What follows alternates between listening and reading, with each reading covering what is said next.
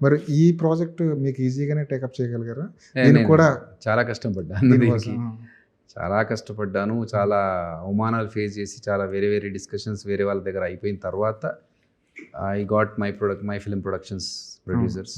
అవమానాలు అంటే ఏ విషయం? అంటే వేరే వేరే వాళ్ళ దగ్గరికి వెళ్ళి స్టోరీ చెప్పినప్పుడు వాళ్ళు ఒక 10 మందిని కూర్చోబెట్టి చూడండి ఇది అతను ఏదో చెప్తాడంట వినండి ఒకసారి, ఇది ఎందుకు వస్తుంది, ఇది ఎందుకు వచ్చింది అంటే వాళ్ళకి అసలు నాలెడ్జ్ లేదు. అంటే సినిమా నాలెడ్జ్ ఆడియన్స్గా చెప్పడం వేరు. సరే నేను రివర్స్ క్వశ్చన్ వస్తే వాళ్ళు హర్ట్ అవుతున్నారు అక్కడ. ఒక పేజీకి ఒక అంటే వాళ్ళు పెట్టుకున్న థంబ్ రూల్ ఏంటంటే ఎక్కడ బుక్లు చదువుకున్నారో మరి ఎవరు చెప్పారో తెలియదు కానీ ఒక పేజ్ వస్తే అది 1 నిమిషం వస్తుందంట. అది ఎవరు చెప్పారని మీకు అది ఎలా లాజిక్ వర్తిస్తుంది అంటే లేదు, ఇట్స్ ఇన్ ద బుక్స్ అలాగే ఉంటుంది, మాకు ట్రైనింగ్ అకాడమీలో అలాగే చెప్పారు, 1 నిమిషంకి ఒక సీన్ ఒక పేజ్ అంటే 1 నిమిషం అంటే. సరే ఇప్పుడు RRRలో తారకన్న పరిగెడతా ఉన్నాడు, వెనక పులి పరిగెడుతుంది, అది ఎంతసేపు వస్తుంది, నువ్వు ఎంతసేపు రాస్తావు దాన్ని అడిగా. అలా అడుగుతారేంటి మీరు, వాళ్ళు అడిగిన దానికి మీరు సమాధానం చెప్పను కానీ రివర్స్ క్వశ్చన్ అడుగుతారంటే ఐ వాంటెడ్ టు అండర్స్టాండ్ 1 పేజీలో మీరు ఇది ఎన్ని లైన్స్లో రాస్తారు, సీన్లో ఎంతసేపు వస్తుంది, అది మొత్తం పరిగెడుతున్నాడు ఇది రాయరు కదా మొత్తం.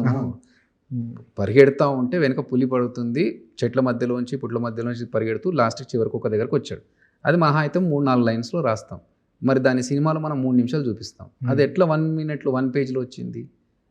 ఇలా అంటే they are questioning my capability. Right. నేను when I ask them reverse question, అది మీకు ఎందుకు అలా వచ్చిందండి, దాన్ని మీరు ఏ లాజిక్తో చేస్తారు, ఇలా ఎందుకు కాకూడదు అంటే అట్లా అడగొద్దండి మీరు. మేము అడిగిన దానికి సమాధానం, వాళ్ళు అడిగిన దానికి సమాధానం చెప్పండి ఫస్ట్.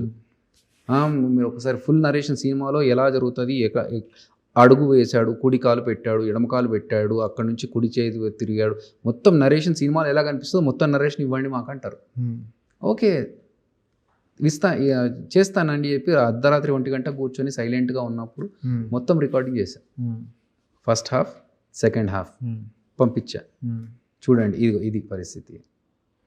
అయిన తర్వాత కూడా మళ్ళీ వాళ్ళు సర్లే ఓకే మాకు వేరే పనులు ఉన్నాయండి తర్వాత చూద్దాం. ఇదేదో ముందే చెప్తాను, 6 నెలల టైం వేస్ట్ కాకుండా ఉండి. ఇలా ఎంతమంది దగ్గర ఒక 2 దగ్గర అయింది. అక్కడ 1 సంవత్సరం పోయి ఉంటుంది. ఓహో ఈజీగా. అంటే ప్రతిసారి ఏమవుద్దంటే 6 నెలల తర్వాత వస్తున్నాం టపక్కనే అదేది మన వైకుంఠపాలి ఆడతామా, పెద్ద పాము మింగగానే మళ్ళీ ఫస్ట్కి వస్తుంది. అట్లా అలా 2-3 సార్లు జరుగుతూ ఉంటాయి.